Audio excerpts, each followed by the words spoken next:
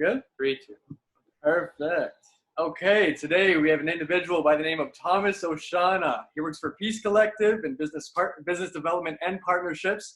So please tell us about how you forged that connection with them. What's going on, guys? Thanks for having me on. So to be honest, it was a really organic kind of way that I started with them. I love social media. I'm always on Instagram. I love following brands, trying to learn as much as I can about what they're doing, how they're growing. And it happened to be that last year around this time, just a little bit earlier, they posted an Instagram story saying they're looking for an intern. At the time, I was attempting to start my own company, start my own brand. It was a really long process for about 2 to 3 years. And I decided to take a step back from what I was doing and go and learn from a company that's, recognizable nationwide.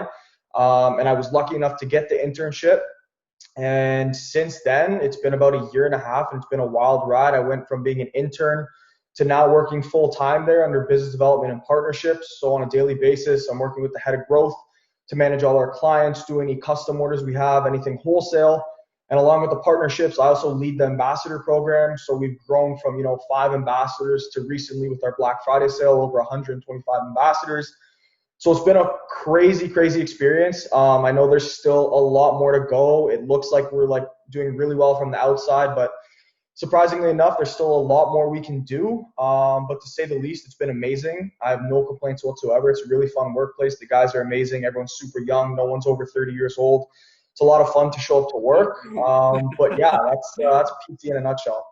Love that. How's working with everybody kind of the same age level, kind of demographic? Everyone's kind of feeling the same vibes pretty much. How's that?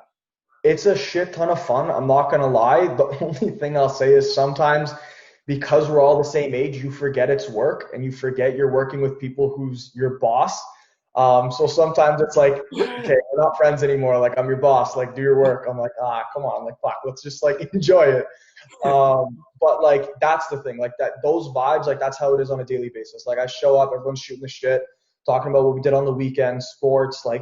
I think I'm the youngest person turning 23 in March, and the oldest person just turned 30. So between everyone in the company, it's only a 7-year span. There's a ton of people working at home too, but everyone's 23, 24, 25. And it's fun, man. It's I've worked internships in the past where it's super corporate. Everyone's in their 40s, 50s. And don't get me wrong, it's nice to see that kind of leadership being a lot older. You don't show up being a kid, you really mature. But even here, everyone is still super mature, but we're having a good time doing it. So I'd never go back. This is the environment that I love. Hopefully I can stick with it. Love that. So if you're able to share with us some of the visions of Peace Collective and where they intend on going. So what started off, blowing Peace Collective up was at the beginning, it was super simple. We had 2 designs. It was Home is Toronto versus everybody. Mm-hmm. And the main thing was those 2 designs, and that for every garment sold, we donate 5 meals. And that was amazing. We had that everywhere from the beginning. It was in our Square One store. It's been on all our pack-ins. Anyone who bought it, some people even said, hey man, I love the designs, I love the garments, but to be honest, I'm more supporting the fact that you guys donate 5 meals. So we ran with that for a really long time, but then, we started to come up with new collections. It wasn't just Pride in Toronto. Now it was mental health we were showcasing. Then it was sports teams, and now it's growing and growing. The product lines are insane. So now there's 3 different ways that we do donations. So obviously we're still doing meals, but now aside from just doing 5 meals, which we were donating to third world countries, now we're keeping it local. So if you buy a Home is Calgary shirt, we're donating 3 meals to someone in Calgary. If you buy a Home is Ottawa shirt, we're donating 3 meals to someone in Ottawa. So it's very region specific. I like that. So that's just to keep it within Canada. With everything that's going on with COVID, people here in Canada need help. So we just want to help by regions. So that's one way. The other way is through mental health. So we've actually partnered with CAMH. So any garment sold having to do with our mental health awareness collection or self-love, we donate a proceed to CAMH to help with, anything that CAMH is doing. They've got a million different programs. All we can do is help fund them. What they choose to do with the money and how they choose to facilitate those programs is up to them. But if you buy our mental health awareness stuff, anything self-love, we're donating to CAMH. And then the big one, which is new this year, is our Peace collection. So we are all technically born from like immigrants. The owners from Palestine, Afghanistan, and Vietnam, all three of them. There's a couple more people from Vietnam. I'm personally from Iraq and Syria. Everyone's from so many different places. So for our peace line, we're donating to the UNHCR. So like this year, there was the Beirut explosion. We came out with a capsule specifically about Beirut, and we donated a portion of the proceeds to go to help the relief efforts there. Next year, who knows what happens? There's always stuff going on in the world. So it's not like a strict, we're only supporting one thing. Whatever ends up happening in the world, a portion of the proceeds from peace collection will end up going to that. So it's transitioned from meals to, you know, as much as we can help now being mental health, worldwide, like disaster relief, and obviously still staying true to our meals. Wow, love to hear that. I like that. Yeah, It's a lot. It's a lot of giving. Yeah, a lot of great initiatives there. Absolutely. So Yeah, good it's a to lot. hear. So how have you guys adjusted during this time? Of course, COVID's been around for the past few months or so. So especially you're part of the internal affairs and you're communicating with so many people. So what would you say is has adjusted and that what you guys have had to do because of the pandemic? Yeah, I think like, so when I first came on, like to be fully transparent with you, I was still an intern and then COVID hit and it was kind of, you know, I couldn't work full time right at the beginning. They needed to take a step back because, you know, we had 2 retail stores. So we have one on Ossington downtown and then we have one in Union Station. And the second COVID hit, like anyone with a retail store just kind of got slapped in the face and we had no clue what to do. So we had to close everything down. We closed down the retail stores. And for a bit, being like e-commerce as well, we didn't know the environment we were facing. We didn't know how we were going to adapt. And we took a couple of weeks to kind of figure it out and took a bit of a hit. But then being a brand that's like really small, we can adapt and like we can really try and figure out how we can still progress and do well during times like this. So the big thing that we adapted to was coming out with face masks. So at the beginning, it was tough because we didn't want to do face masks and having everyone think we're trying to profit off a pandemic because that was the last thing we wanted. And no one had really come out with like designer face masks. It was still like the blue face masks that like nurses and doctors and stuff like that wear. So we thought, you know, we have a manufacturer here in Toronto. We can turn them around really quick. And they said, hey, like we can do face masks for you guys. People are starting to ask for it. So we said, okay, if we're going to do this, we're going to do it properly. And what we did was for every face mask purchased, we were going to donate a face mask to a frontline worker. So going back for like initiative of donating, we were giving it to like nurses, which was like our main thing. And then anyone working on the front line. And we said, okay, we'll give it a shot. And then within that weekend, I couldn't even tell you how many orders and thousands of like masks we sold. And it was like everyone who was like kind of off working from home, it was like, no, like we're back in business. We found something that worked and we're still able to give back. And I think like we just posted, I don't know, it's in the like 10,000 plus face masks donated like throughout the last 4 to 5 months. We've seen people posting, tagging us like nurses, frontline workers, showing us their stuff, being like, thank you for the donation. And then even like that's one side of it. Then, you know, there was the whole Black Lives Matter movement where we did a whole collection tailored to that. We had a designer fund where we were supporting Black designers in Toronto. And we even released their product on our website to say, hey, you know what, like we'll help you kickstart your business and you will take the profits. And then we'll donate 50% of those profits to a donation of your cause. So it's been hard. I'm not going to lie. It's not like it was an easy like idea to think, how are we going to transition from this? But like the main thing was, are we still giving back? Are we still creating really cool product? And doesn't it align with our brand? And through like the face mask, through the designer fund, and now through like new stuff like, you know, the Beirut relief, which we did a capsule there. It's just like really trying to adapt as best as we can, but trying to stay true to our brand.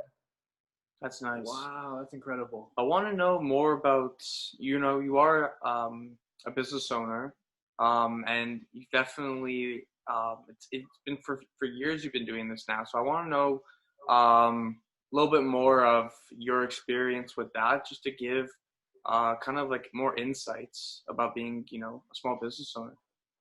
Yeah, so I mean, I don't even know if you know this, Michael, but like I started my first business when I was 13. You When I was actually, 13,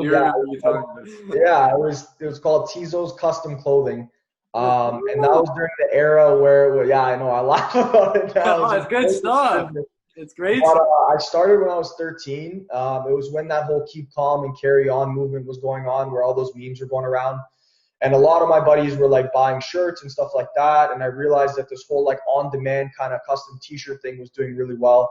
I don't want to keep too much into that, but moral of the story is I started from when I was 13. I've always had something in my mind that like I really want to start my own business. And since then, I've tried multiple things. The main one being Take Action, which took about 3 years throughout university, which was an inspirational clothing line. And I went around to events, speaking. There were so many different products.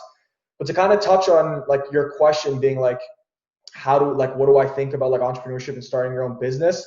I'm not going to say I'm an expert. I still haven't found that like, successful formula towards like how to start and like, make it technically. But what I can say is that it's a shit ton of work. And what I've learned is less is more. I've always been someone that's just wanted to do 50 million things at once, like on social media. I've done YouTube, podcasts, I've tried apparel, I've tried everything. A lot of friends laugh at me being like, bro, like just like what the fuck are you doing? Like figure it out. There's like a lot of things going on at all different times, and I laugh. But like now I look back thinking, thank God I made all those mistakes now, because now I know the main thing is just focusing on like one or two things, killing that, then moving on. The biggest mistake I made was just trying to do too much, like too fast. Like I really wanted, when I started Take Action, I thought that was it. I was like, I'm going to blow this brand out of the water. It's a great movement. It's a great brand. But I was selling coffee mugs, posters. I was going to events. I had YouTube, Snapchat. I was posting on LinkedIn. I had my own podcast, and I was doing so much, but I wasn't good at anything. It was just like, I wanted to show that like, yo, look, I'm grinding, I'm hustling. Like, look what I'm doing. But now looking back at it, like if I just had a YouTube channel and I was making apparel, I guarantee you I would have been 10x anything that I was at. But it's a mistake. It's a learning lesson that like I'll never forget. And thank God now I'm only 22, and I know next time I want to start something like that, I know just to focus in on like something simple, kill that, then move on to the next. But I think that's the one thing I've learned with business, and now even working at PC.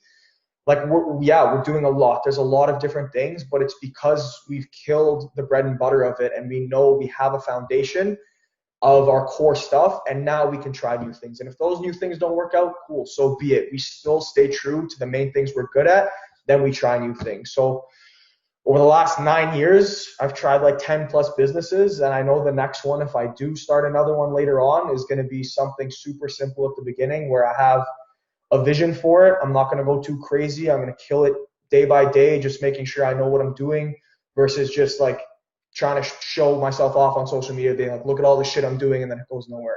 Makes sense. I feel that. Makes sense. So what do you think initially drove that entrepreneurial spirit in the first place for you? I think, and I've learned this from a lot of different like podcasts and stuff, just trying to like, I still don't technically say like I'm a master at anything, but I think it's really natural. Like I hate when people try and like force wanting to start a business because it just looks cool. Again, I've tried multiple different things, and I'm not trying to force stuff. I'm just extremely curious. And it's been like that since 13. Like, fuck, I didn't know I couldn't spell entrepreneurship when I started my first business.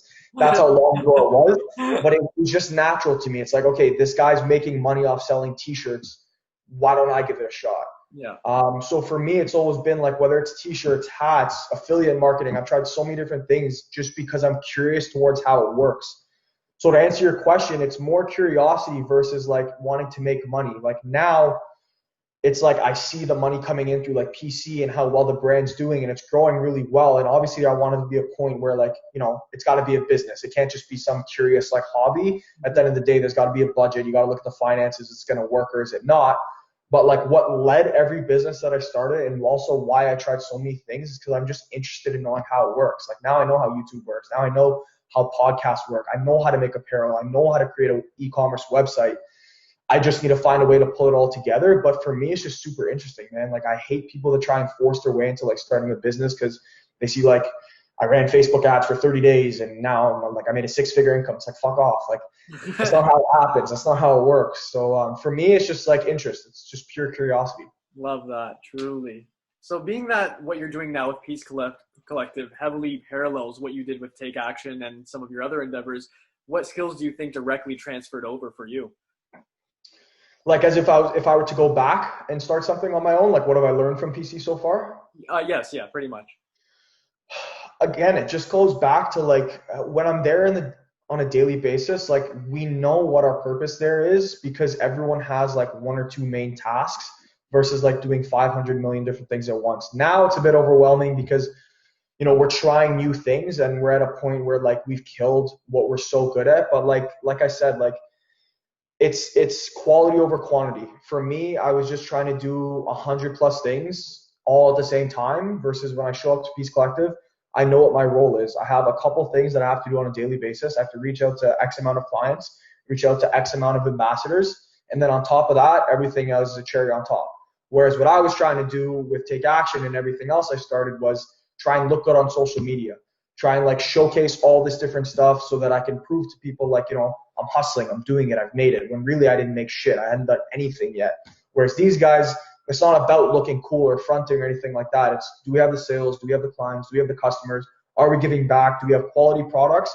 Now let's try new shit. Mm-hmm. So for me, it's like what I've learned if I was to ever to go back is just like I said, focus on your bread and butter. Don't do too many things at once. Kill that. Then once you have a foundation, move on to new things. Love that. Interesting.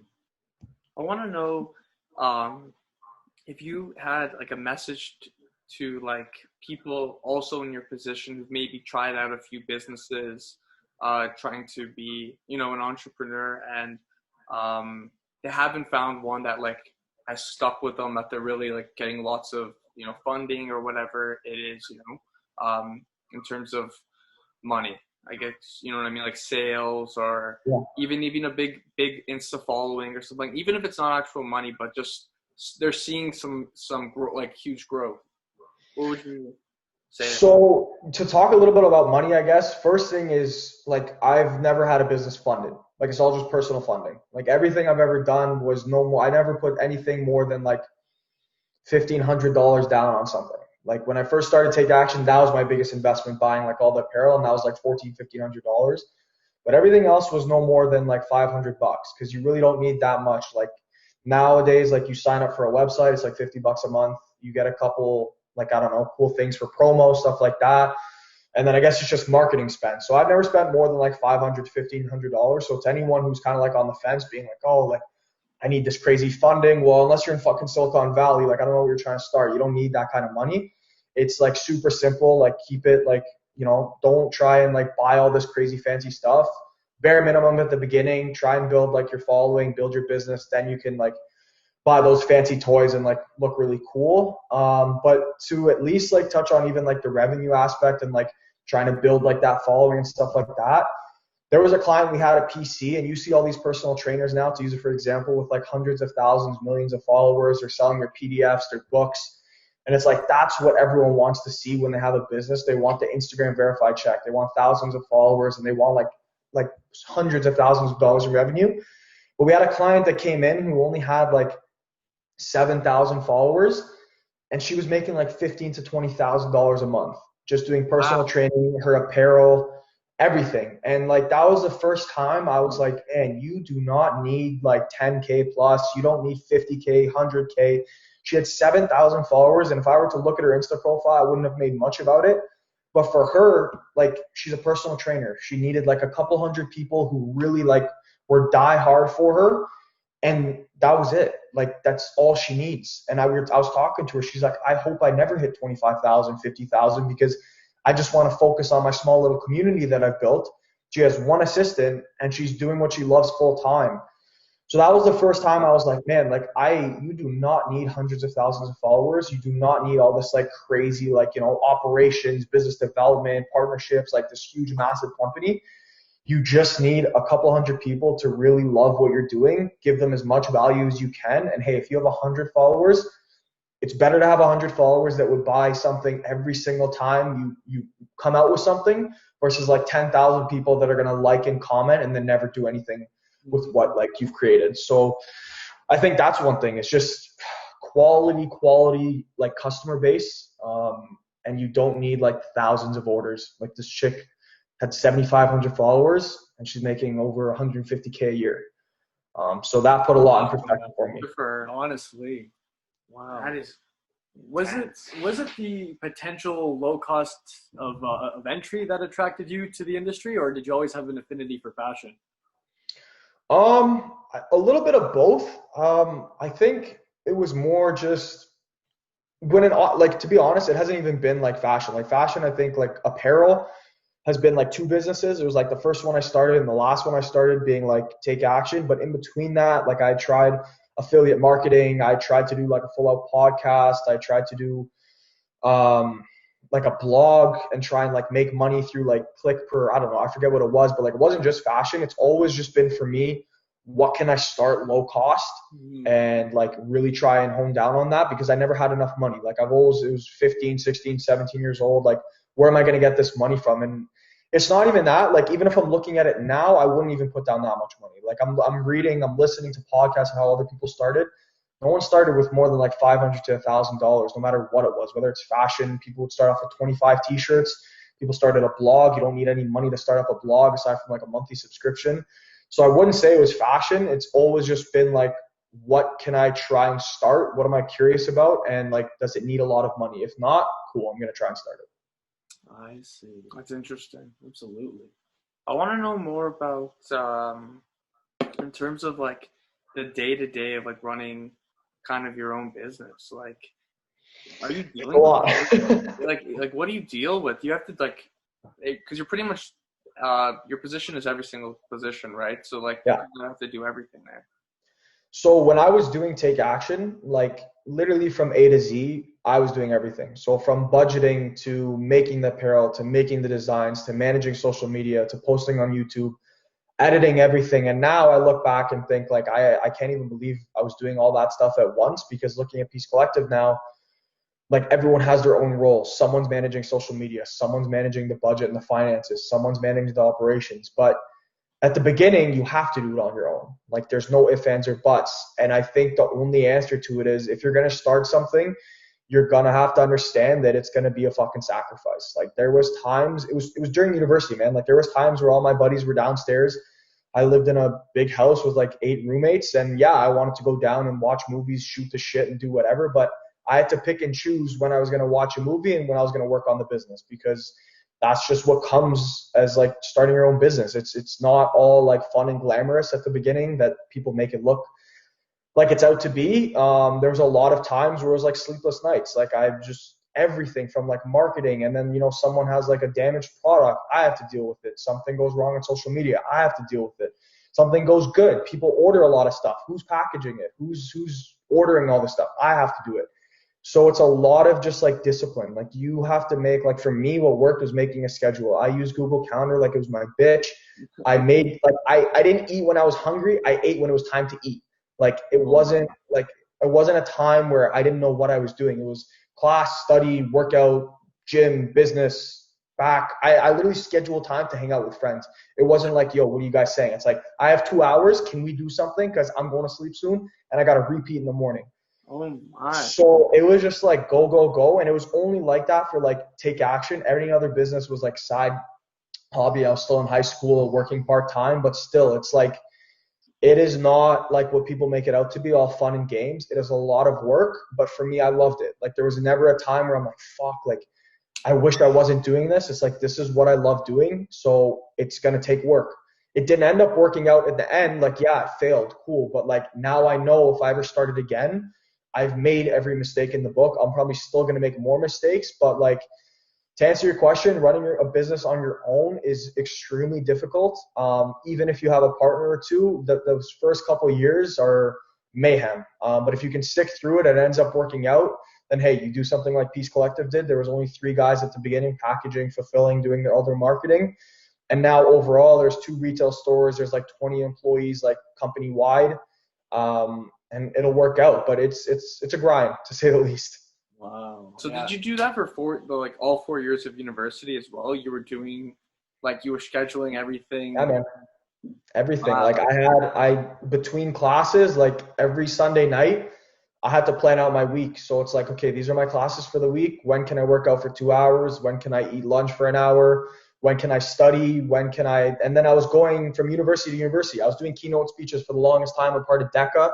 Wow. So every weekend I was at a different city. Like there was one day I drove to Kingston and back in the same day. I drove 3 hours in the morning, drove 3 hours back, ate lunch, did everything. It was like a 16, 18 hour day. But like Now that wasn't every day, but like a majority of the time, my university career was scheduled. Like I knew what I was doing at every point, and there was times where I burnt out. I'm not gonna lie. Like if I was to look it over again, or if I was to do it over again, I definitely give myself more of a break because there was times where I'm not gonna lie. Like I burnt out. I wasn't thinking clearly. I made stupid mistakes that could have been easily cleared up if I just took the time to crack open a beer and chill with the guys downstairs, or whatever anyone has that they want to do, whether it's reading, going for a walk. Just you do need to take time for yourself. Don't get me wrong. It's a grind. It's a hustle, but like there needs to be time for yourself. You need to have fun. You need to enjoy life. And I finally found that like happy medium in like the last year. But the first time it was either like work hard, like shut up, like go in my room, lock my door and work, or it was like party so hard because I was so tired. Versus like yeah, bro. There's times where I'm like, oh, I turn my laptop off, like I won't do anything. I'm going out to rage. There you But go. then there's times at the end where it's like, okay, it's a balance. Like it's not like always work, work, work, and it's not always like go out with the boys or girls, whatever, and just get destroyed. It's like you got to find that happy medium. But yeah, man, to answer your question, it was all 4 years. From when I started Take Action to the end, it was just me. There was no one else that was really helping me. And I learned a shit ton, made a lot of mistakes. It was a lot of work, but it's part of the process. An experience. Yeah, too. that's intense. Yeah, man. There's a Wow. lot. You gained a lot of really good traction with Take Action. So what did you do to expand your outreach and the brand itself? And even you touched upon the keynotes that you did. How did you go about booking those at that time? My biggest thing was, I guess, which kind of goes back to like just putting in the work, was like there was never an opportunity where I said no. Every time someone was like, yo, do you want to hop on my podcast? I'm like, what's your podcast? It's like, well, we've got this, that. It's like 10 listeners. I'm like, sick. Those 10 people could potentially be 10 new people for me. I go to events where people were like, do you want to come be a keynote speaker? I'm like, how many people are going to be there? They're like 20 people. I'm like, cool, amazing. Those 20 people can still all be like people that if I just get one person, that person relays it to 5 people, relay it to 5 people. Like every opportunity I saw, it was like, I don't care how far it is. I don't care how much it costs. Like I'm going to try and go out and expand my audience. And luckily I was in university at the time. So like I was meeting a ton of new people every single day. I was trying to involve myself in every single club. And the first time I introduced myself to someone, they're like, yeah, what do you do, blah, blah. First thing I'm like, yeah, I do Take Action. Check this out. Like, look at it. Like I was networking. I never said no to anyone. I never looked at someone. I'm like, I don't know if you're going to help, because for all I know, the people that I thought could never like help me in any way, shape, or form were the people that ended up helping me the best. So I never let anyone like leave without introducing myself. Within those 4 years, I went to every event possible, and I was just marketing myself, man. Like that's what you got to do at the beginning. If you don't have the money to spend on advertising and marketing, you got to go around in person handing out cards. Like I remember one event at McMaster, I printed out like 1,000 cards, little postcards with like the brand, the mission, the Instagram, YouTube handles. And I just walked around campus, was handing out to random kids. They're like, what is this? I'm like, just read it, go. And I'm just handing it out, just tossing it out on campus. It's like, I swear, people are like, what is this? I'm like, man, just figure it out on your own. Like you'll see you'll see the website. So it's simple stuff like that. I tried to squeeze the shit out of every opportunity I could. And that's how, honestly, I gained the traction that I did. And looking back, if I had money, I probably would have just been smart about it and spent it on like ads and like, proper marketing. But being university or even in high school or whenever it is, if you don't have the money, you got to do the things that take a lot of time, like manual labor. And that's what I did for the longest time. Wow. So now that you're here in this structured atmosphere with Peace Collective, would you be able to guide us through like a day-to-day? Yeah, so on a day-to-day basis, like if I'm showing up, first thing we're doing is a morning meeting. Before anyone starts work, we kind of all gather around, whether it's the 3 owners, people working from home, people in the back, we all kind of get together in the morning and we lay out what we're going to do for the day. And I think just starting the day off, like you expressing what you're going to get done helps a ton versus just like, everyone showing up and at 9 o'clock you start. Because you're kind of accountable to it. Like you're telling people what you're doing. This is my priorities for the day. Everyone knows what they're doing. Then we go to work. For me, working on business development and partnerships, it's a ton of meetings. So there's days where as much as I need to get work done, I just can't. There's just like meeting after meeting after meeting, talking with clients, with ambassadors, internal meetings. There's days, I swear to God, it's from like 10 to 3:30 where we're in meetings and I've got like an hour to quickly cram in, or I got to stay late. But then like day to day, like actual work is like, working on trying to find new clients, trying to find new partnerships, new licenses. What can we do on the creative side for the ambassadors? Every day we're trying to find like 3 to 5 new ambassadors, and over the span of a year, that's like almost 1,000 ambassadors. That's our goal next year. This year we were able to get up to 125, and we wouldn't have been able to do that if it wasn't every single day looking for ambassadors, myself and the rest of the community team, then myself and the head of growth on the business development side, looking for new clients. Then there's inbound leads. Like as much as we want to do outreach, there's a lot of inbound stuff where people know about us. There's ads running, and we've got to close those opportunities. There's a lot, man. Like it's a lot of client related stuff on a daily basis, a lot of emails. I can't even tell you how many emails. And then if you look at the owners, their inbox is 10x what mine is. So I get overwhelmed, then I look at theirs, I'm like, yeah, I don't have anything. Wow. So yeah, just a lot of talking to people. What's an ambassador exactly? And So an ambassador for PC would be someone where we find that they fit with like our mission. They're doing something well in the community. We reach out to them, whether it's paid or unpaid. Unpaid people, we're more than happy to give them 2 or 3 products, send them a discount code and be like, hey, do you mind posting? Here's your code. If they end up getting code usage from their friends, their audience, then hey, like it works for us. They got free product. We got like revenue from it. We got code usage. We see that their code's been used X amount of times. We want to work with them in the future. Or then there's the paid people. We worked with, I don't know if you guys have seen her. She's from Mississauga. She's a new Netflix star. Her name's Matri. In March, she was at 5,000 followers, just a regular chick from Mississauga. She was huge into drama. She got signed to a Netflix series. Now she's at like 2.5 million followers.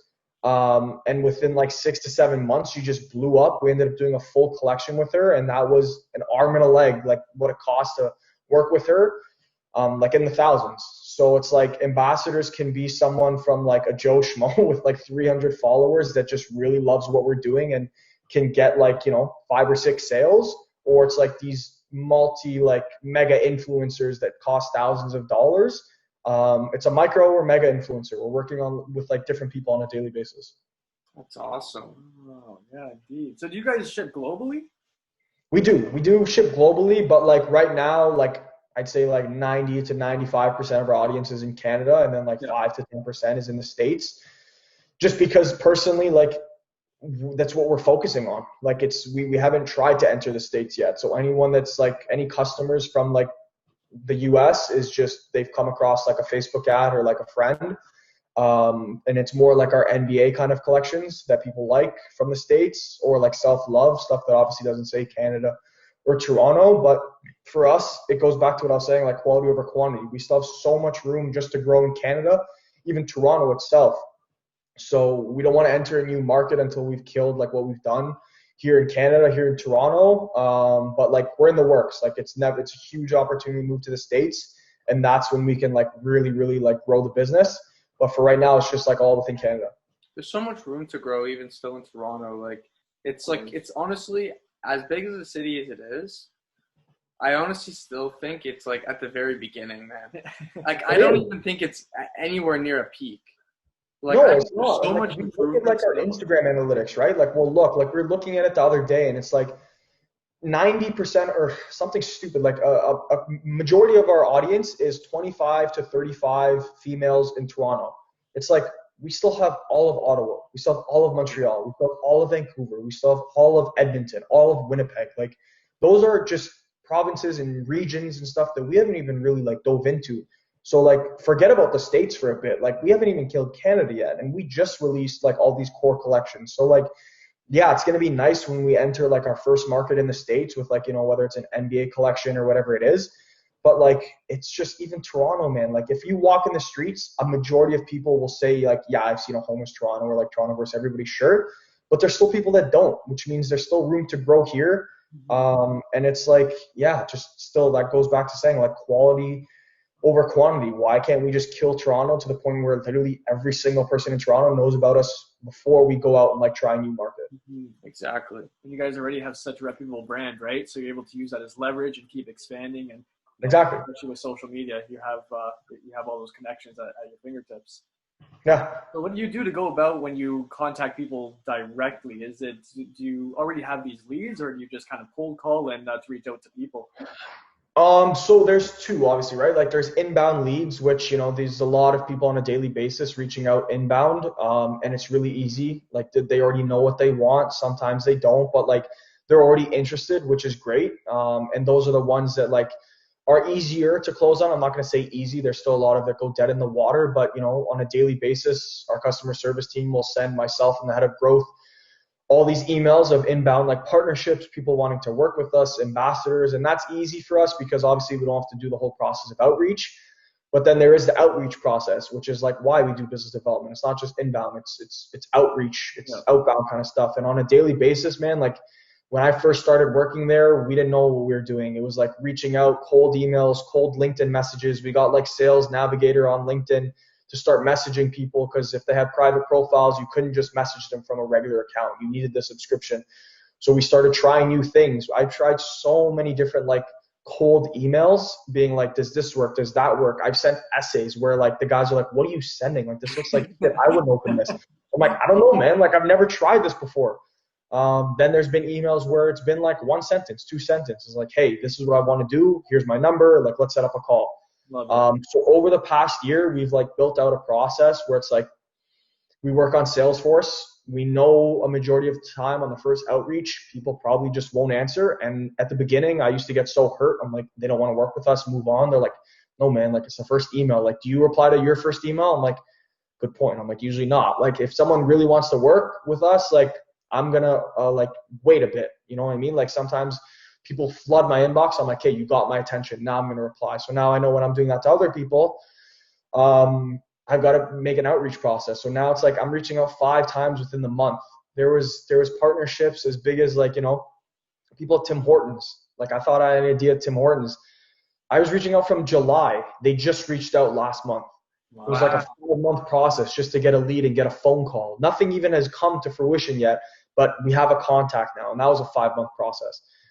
So it's like when it comes to outreach, like I used to get so hurt thinking like it's going to be one email, and sitting there like crossing my fingers, like waiting for them to reply back.